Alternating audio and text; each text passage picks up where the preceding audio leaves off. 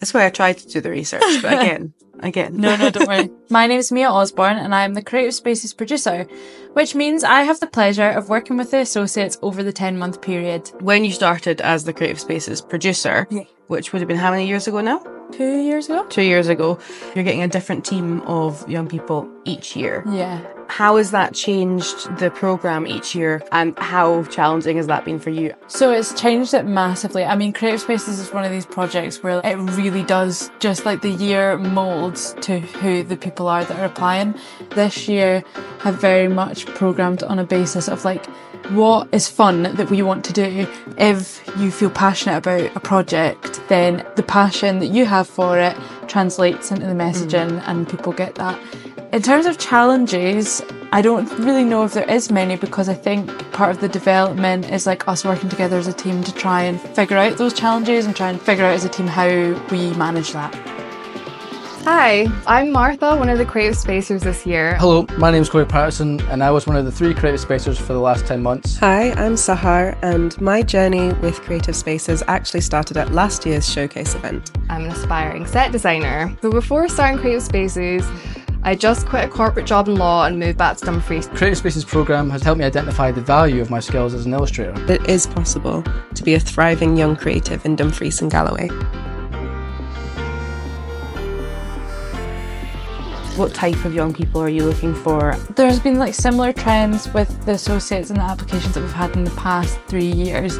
It's really about the individual, and generally we're looking for people who show a really keen interest in the creative industries. Usually people join Creative Spaces because there's just something that they're wanting to explore, whether that be as big as like they're wanting to explore their whole creative practice, or there's something about their creative practice that they've never had the time to figure out for themselves.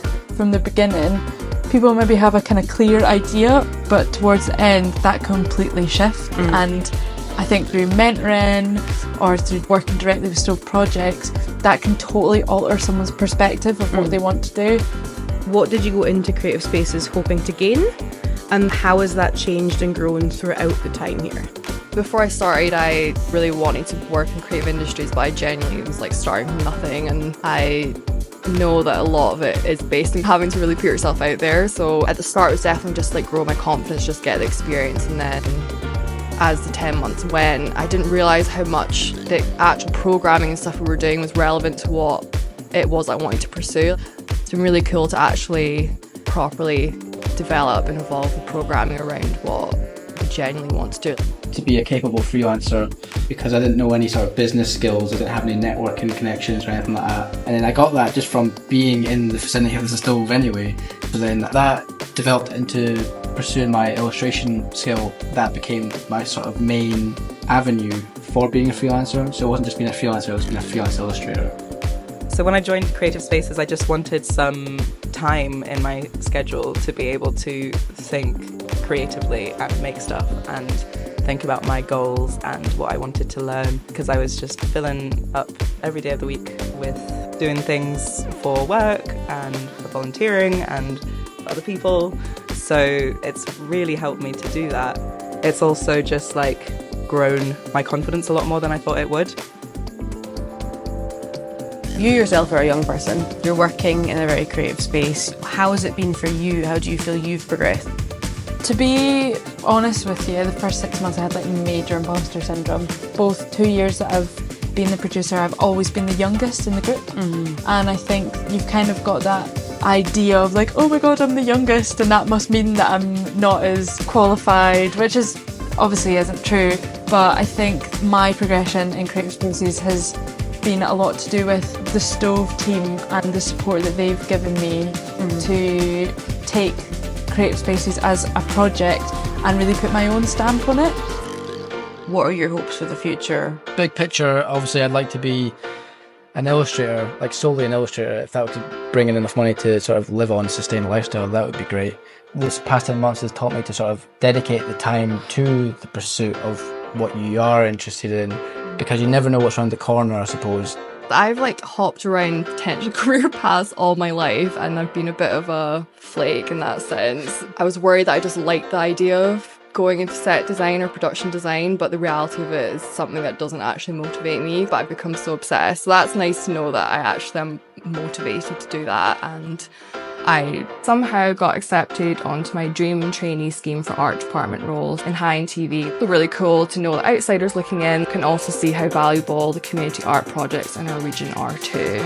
I didn't think that I was allowed to say, I want to be an actor. I didn't think that that was a dream that was accessible to me or something that people wouldn't laugh at. But just like having that practice and, you know, the safety of the Stove team to be able to actually tell the truth about that, yeah, that's totally transformed my dreams for the future. For creative spaces, I think it has the real potential to stand on its own 2 feet. I think the momentum there and the structure and the way that I now know the rhythm, I think it has the potential to be its own group or organisation. And I think that also could allow a lot more fluidity, popping up in different, like literal creative spaces, occupying different places, not just within Dumfries, but within Dumfries and Galloway. And I think for myself, within that project, I would just like to help guide that into a place where it can have real impact, not just for 3 people, but for young creatives throughout Dumfries and Galloway, south of Scotland. I think the possibilities for the project really are huge, and I think we've seen that with what it's done for the creative spacers for the past 3 years and just how they've come out the other end. Brilliant.